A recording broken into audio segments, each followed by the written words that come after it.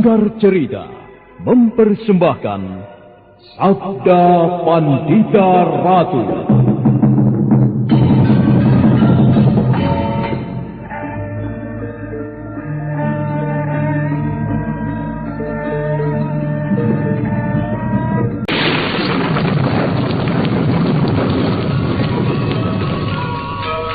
Sabda Pandita Ratu.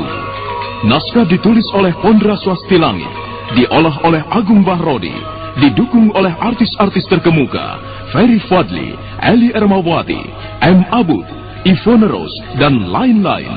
Teknik dan montase Ibing Arifin, dengan sutradara Dian Pertiwi.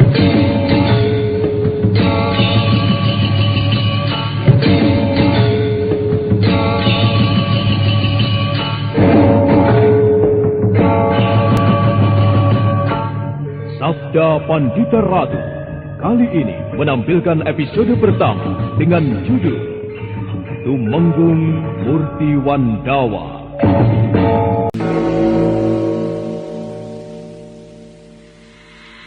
Dalam memusatkan nalarnya, Haryo Panumping mencoba merambah daerah di sekitar ia berada. Dan dengan ketajaman panggraitannya dia berhasil menemukan bayang-bayang orang yang dicarinya. Setelah yakin letak orang yang dicarinya itu berada, segera dia membuka matanya kembali.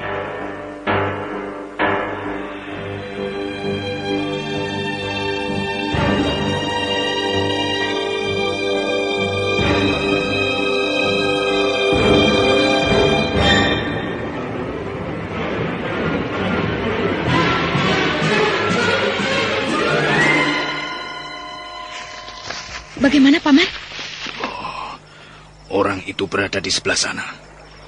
Ia sedang duduk di atas batu dan tengah memperhatikan kita. Ayo, kita dekati orang itu.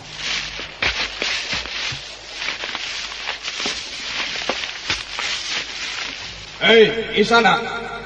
Aku tahu kau berada di depanku. Tidak ada gunanya menyembunyikan dirimu. Perlihatkan wujudmu. Dan marilah kita berbicara. Kau memang luar biasa, Haryo Panumping.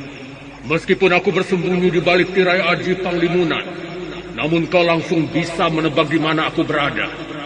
Tapi aku tidak yakin. Apakah kau benar-benar mampu melihatku atau tidak?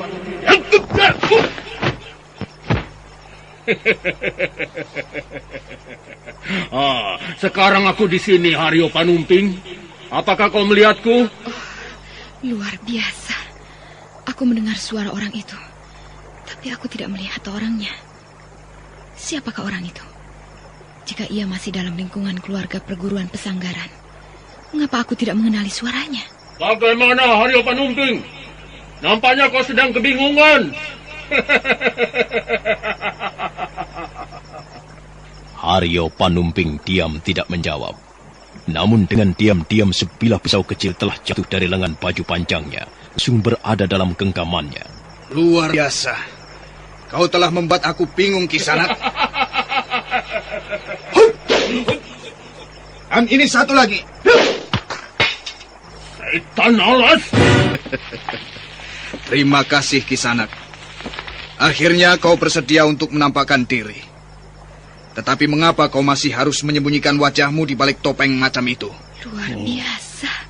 Meskipun orang itu tidak kasat mata, ternyata Paman Haryo Panumping dapat melepaskan pisau kecilnya terbang mengarah orang itu. Bagaimana? Apakah kau keberatan membuka penutup wajahmu? Bukan urusanmu. Baiklah. Aku tidak memaksa. Akan tetapi ada beberapa hal yang harus kita selesaikan. Pertama, kembalikan kitab pusaka Palawariung Laut yang telah kau curi. Hei, mengapa kau tertawa di sana? Hampir 1 tahun Surya aku telah mengambil pusaka itu dari ruang perbendaharaan pusaka di bawah tanah. Tetapi baru sekarang ini aku melihat orang yang geger kecurian. Betapa lucu dan sangat menggelikan sekali. Haryo Panumping, aku mengundangmu ke bendungan ini tidak untuk menyerahkan kitab pusaka itu kepadamu. Kitab itu sudah tidak berguna untukmu. Kitab itu telah aku serahkan kepada orang yang paling berhak, yang berhak atas perguruan ini. Dan itu berarti bukan kau, Haryo Panumping. Kau tidak pantas menjadi pimpinan perguruan Pasanggaran yang besar ini. Karena kau terlalu kerdil. Oh, begitu. Lalu siapakah yang pantas menduduki kursi pimpinan perguruan setelah Ki Ageng mengundurkan diri? Engkaukah? Bukan aku. Aku pun tidak pantas. Lalu siapa? Sebutkan. Siapa menurutmu yang pantas? Orang yang akan aku sebutkan itu untuk menduduki jabatan pimpinan perguruan Pasanggaran ini. Bukan karena pantas atau tidak pantas, tetapi karena ia berhak. Nah, dengar baik-baik Haryo Panumping. Orang itu adalah Hesti Rajasa.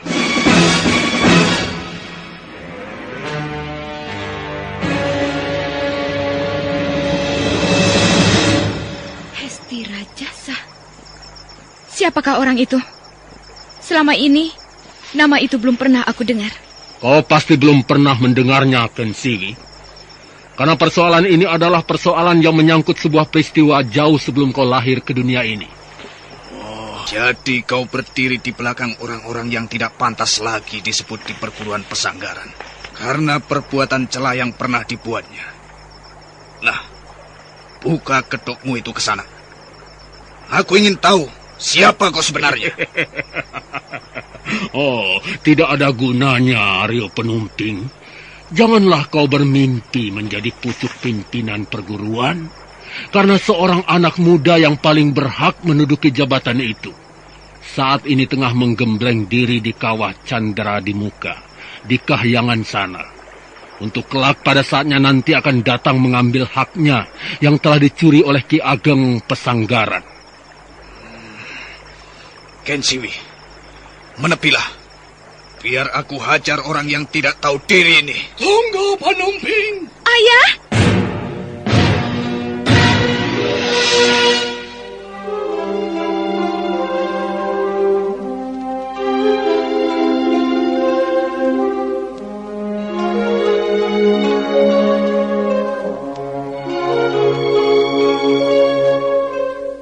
Tiba-tiba Ki Ageng Pasanggaran muncul. Haryo Panumping dan Ken Siwi Naraswari terkejut, namun justru membuat hatinya menjadi senang. Lain halnya dengan orang yang menutupi wajahnya dengan selembar kain hitam. Jantungnya menjadi bergetar semakin keras. Dia menahan napas. Haryo Panumping, aku minta tahanlah kemarahanmu itu. Aku ingin mengajaknya berbicara. Silahkan, Kakang. Kisanak, benarkah kau berbicara atas nama seseorang yang kau panggil dengan nama Hesti Rajasa? Oh, aku berbicara atas namanya. Dan sebenarnya lah orang itu yang berhak memiliki kitab perguruan Pasanggaran. Baiklah, Kisanak. Aku memang tidak akan mengingkari kenyataan yang telah kau uraikan, bahwa pada suatu masa di zaman yang telah lewat, aku telah mengambil alih perguruan ini dari seseorang yang menurut ukuran tatanan manusia sama sekali tidak patut disebut beradab. Karena orang itu lebih memuja dan mengumbar nafsu angkara murka. Aku tidak peduli dengan soal itu. Yang aku pedulikan adalah perguruan Pasanggaran harus kembali ke tangan orang yang paling berhak.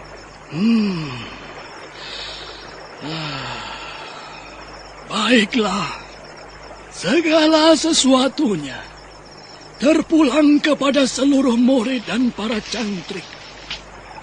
Apakah mereka akan menerima kembali garis keturunan Boja Pradata yang kau sebut bernama Hesti Rajasa itu?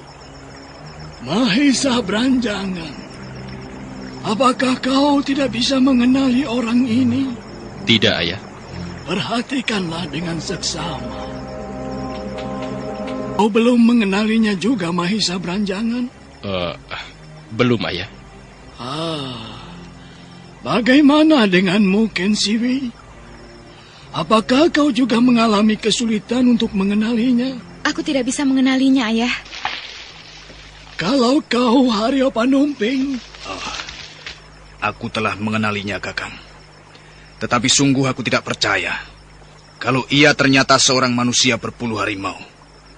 Aku tidak menyangka bahwa kebaikannya yang telah ia tampakkan selama ini semata-mata adalah untuk menutupi siapa dirinya yang sebenarnya. Siapakah orang itu, Ayah? Iya, katakanlah Ayah, agar aku dan Ken Siwi tidak menjadi penasaran seperti ini. Baiklah. Orang itu adalah pamanmu sendiri. Pamanmu yang sangat dekat denganmu, Ken Siwi. Dialah Paraji Gading. Maisa berancangan tercekat. Begitu juga dengan Ken Siwi Nareswari. Kepalanya rasanya seperti berputar. Ken Siwi yang tidak menyangka sama sekali melihat semua itu seperti bermimpi buruk. Paraji Gading adalah seorang dari paman perguruan yang sangat dekat dengannya. Namun ternyata Ken Siwi harus mengalami hal seperti itu sebagai suatu kenyataan. Melihat semuanya telah mengenalinya, orang itu perlahan-lahan... Aling-aling, inilah aku. Akulah yang telah mengambil kitab pusaka Palawa Riung Laut. Aku mengambilnya atas nama orang yang paling berhak. Dan sekarang, apa yang akan kalian lakukan terhadapku? Kalian akan menganggapku sebagai pencuri? Silakan, aku akan menghadapinya.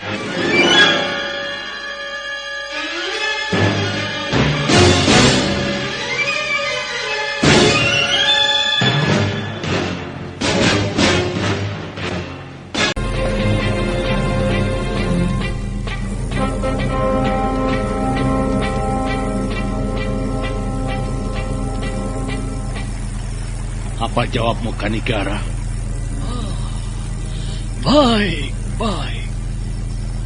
Aku tahu semua yang kau persoalkan adalah sekedar alasan saja. Aku tidak akan ingkar. Nah, katakan di mana dan kemana aku harus datang memenuhinya. Akhirnya maksudku yang sebenarnya kau mengerti juga, Kanigara. Kami siap menunggu di purnama yang akan datang di atas air terjun Kambang Ayun. Nah, selamat tinggal. Jangan dikejar, Haryo Panumping. Ayo kita tinggalkan tempat ini. Kakang.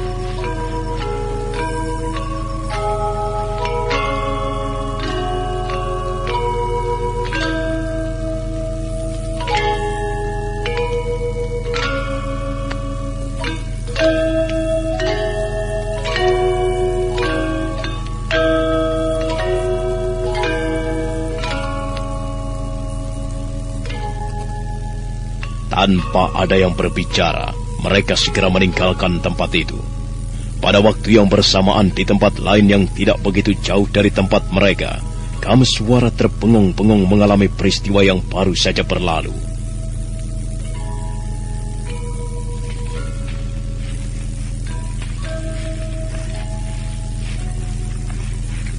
Ayo kita segera menyingkir. Mereka bisa mengetahui keberadaan kita di sini. Baik, Pinaka. Aku tidak mengerti permasalahan apa yang sedang dihadapi oleh ayahku. Dan ada urusan apa dengan orang yang bernama Boja Pradata? Bagaimana pula hubungan orang itu dengan paman Paraji Gading? Apakah rencanamu pergi ke kota Raja Kediri akan kau batalkan? Dan kau akan melibatkan diri dengan persoalan ayahmu? Tidak, Pinaka. Aku justru ingin segera sampai ke sana. Aku yakin ayah, paman, dan saudara-saudaraku dapat menyelesaikan persoalannya.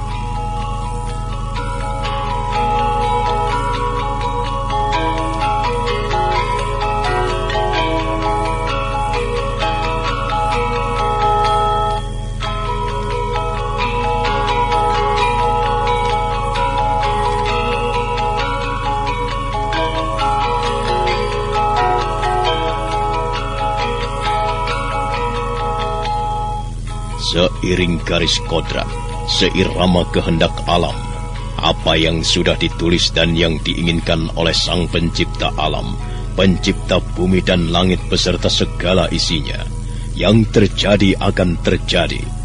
Seperti halnya perguruan pesanggaran yang berjalan dari purnama ke purnama yang lain di bawah pimpinan Ki Ageng Pesanggaran, tiba-tiba kedatangan orang yang mengaku paling berhak atas perguruan itu.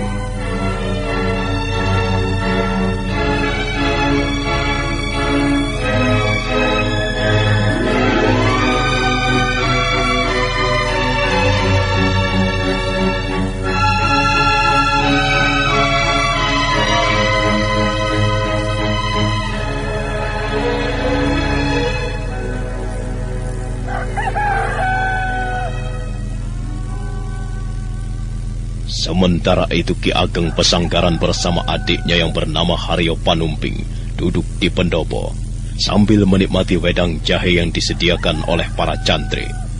Mereka memperbincangkan persoalan yang dibawa para Cigading. Bagaimana Kakang Ageng?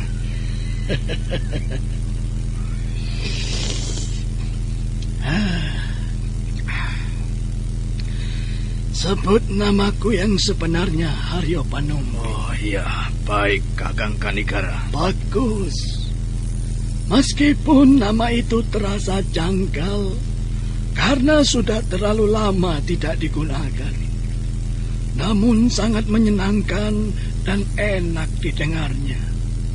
Karena nama itu dibuat oleh orang-orang yang telah mengasihi dan merawatku dari kecil.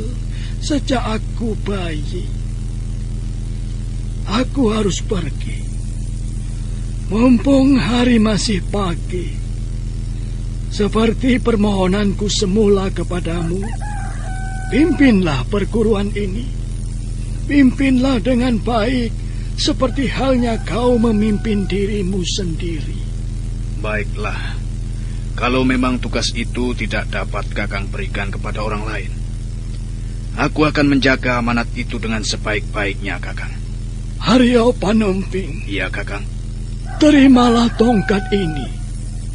Tongkat ini sebagai pertanda bahwa kau aku tunjuk menggantikan kedudukanku memimpin perguruan Pesanggaran. Terimalah. Aku menerimanya, Kakang.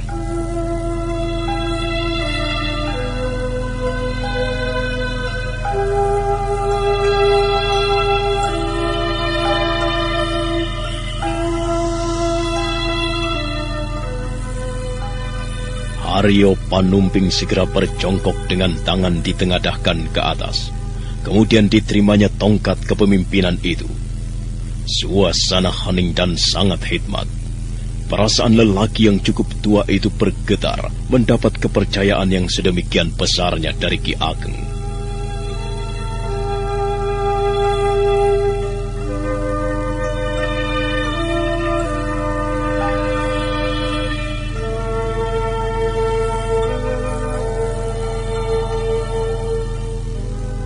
Di luar langit sangat cerah.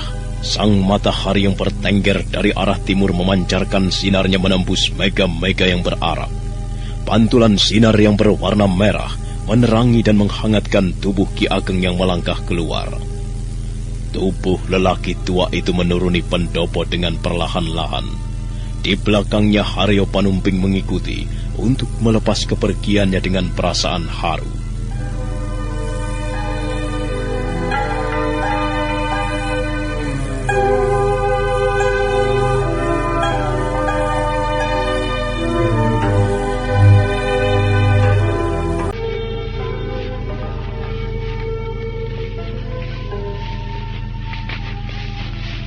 Kakang Kanigara, apakah tidak sebaiknya Kakang berpamitan pada kedua putra Kakang? Tidak, Haryo Panumping. Mereka akan menjadi beban berat di hatiku.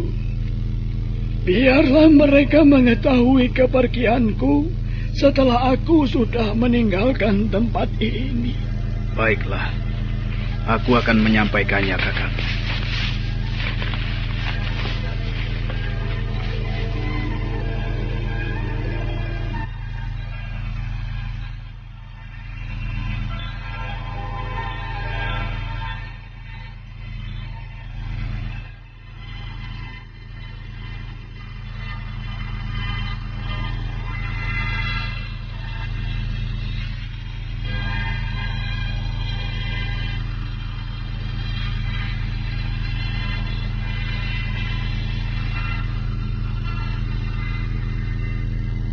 Dengan tertatih-tatih, lelaki tua itu melangkah perlahan-lahan.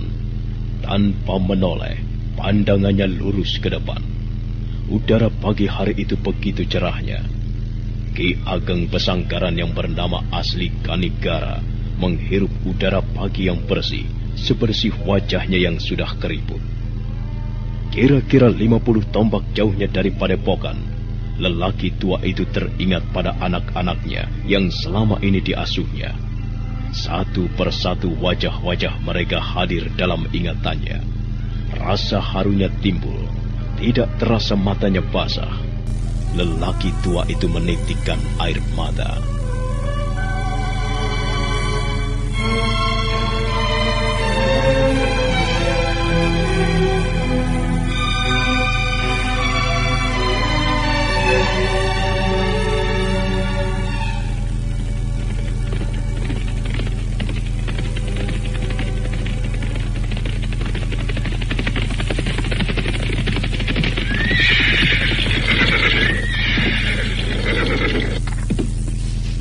Kameswara, kita berhenti. Ada apa, Pinaka yang cantik? Kau bilang apa, Kameswara? Aku bilang kau cantik. Jangan macam-macam. Macam-macam? Apa maksudmu dengan macam-macam? Aku mengatakan yang sebenarnya, apa adanya. Aku bilang cantik karena kau memang cantik. Apa salah kalau aku mengatakan begitu? Boleh aku bertanya sesuatu kepadamu? Tentang apa? Aku mencintai seorang gadis. Tetapi sedari kecil, gadis itu telah diikat dalam tali perjodohan dengan orang lain. Bagaimana dengan kamu? Apakah kau juga termasuk gadis yang mengalami kisah seperti gadis itu, Ratu? Jangan panggil aku Ratu. Namamu kan Pinaka Swasti Ratu. Panggil aku dengan nama lain. Baiklah. Bagaimana, Pinaka? Aku tidak diikat dalam perjodohan dengan siapapun. Aku orang bebas. Pernahkah kau mencintai seorang lelaki?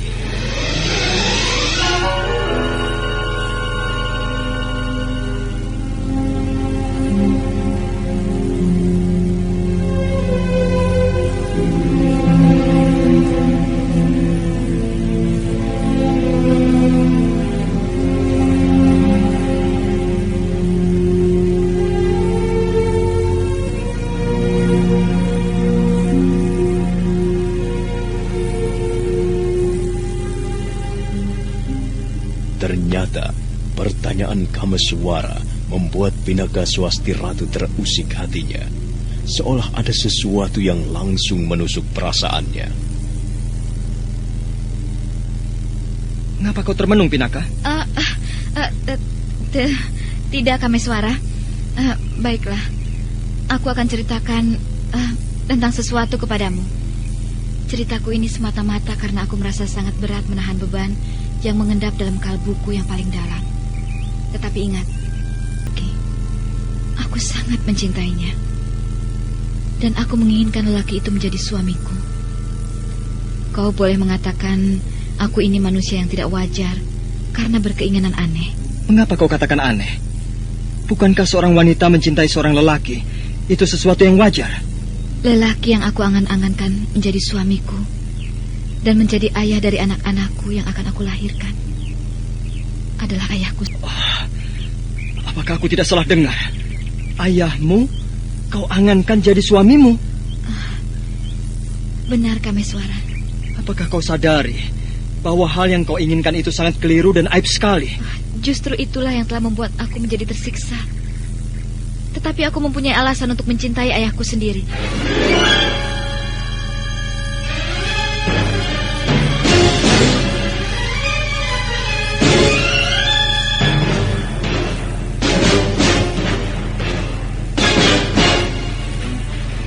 Kameswara diam terpaku.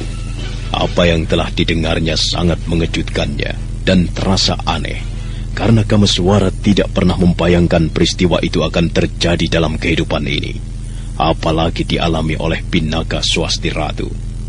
Nah, apa alasan gadis itu mencintai ayahnya sendiri?